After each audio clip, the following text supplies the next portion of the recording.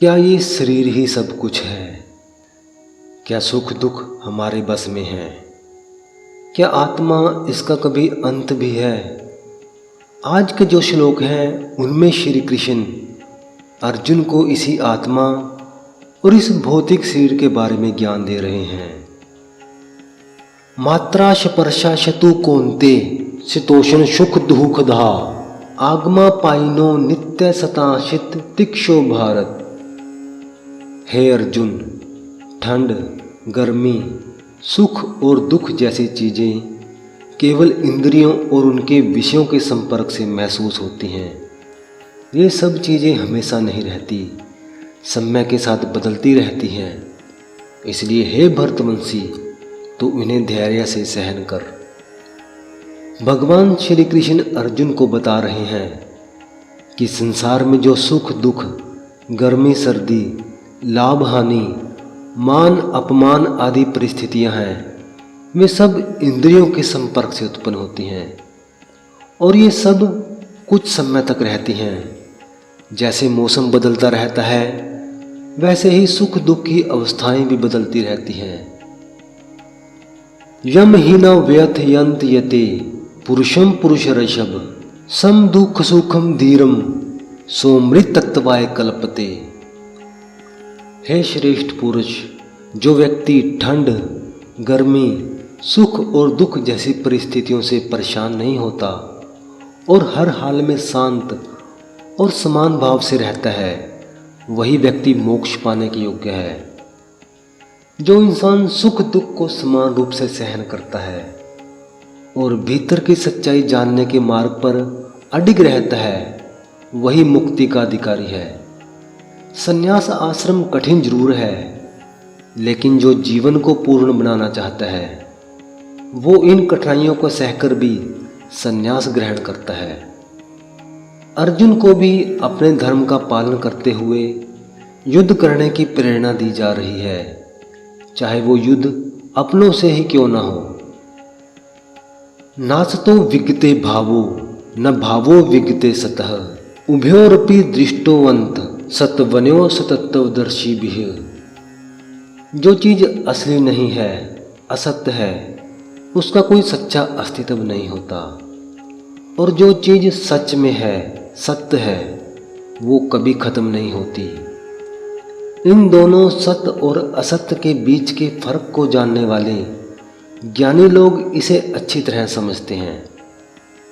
जो वस्तु वास्तव में नहीं है, जैसे शरीर, उसका स्थायी अस्तित्व नहीं होता, और जो वस्तु वास्तव में है, जैसे आत्मा, उसका कभी अभाव नहीं होता। शरीर हमेशा बदलता रहता है, बचपन, युवावस्था, वृद्धावस्था और अंततः मृत्यु।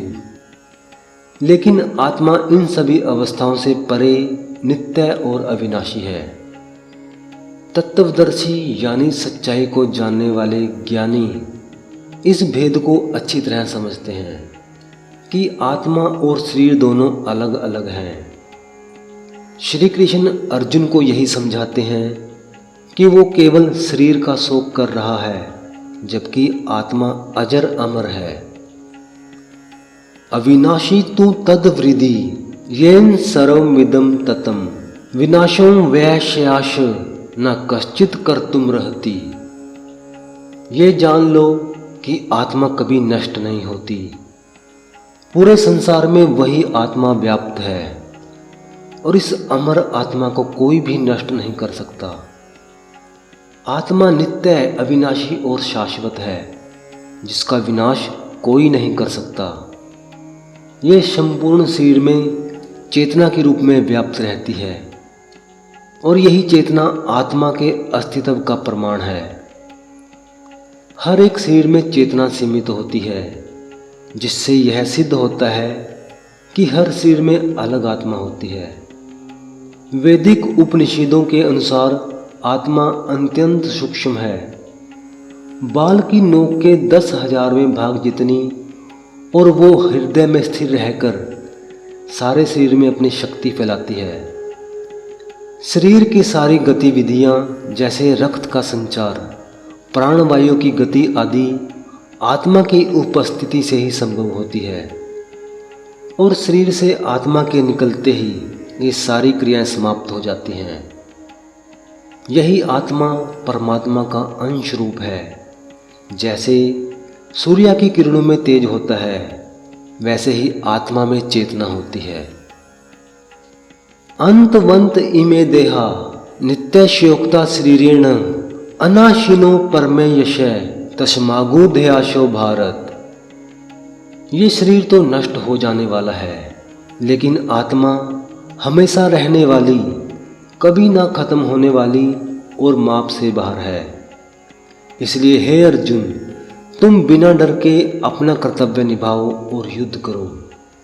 ये भौतिक शरीर नाशवान है और इसे अधिक समय तक बचा कर रखना संभव नहीं, जबकि आत्मा अत्यंत सूक्ष्म, अविनाशी और अमर है, जिसे ना तो देखा जा सकता है, ना मारा ही जा सकता है।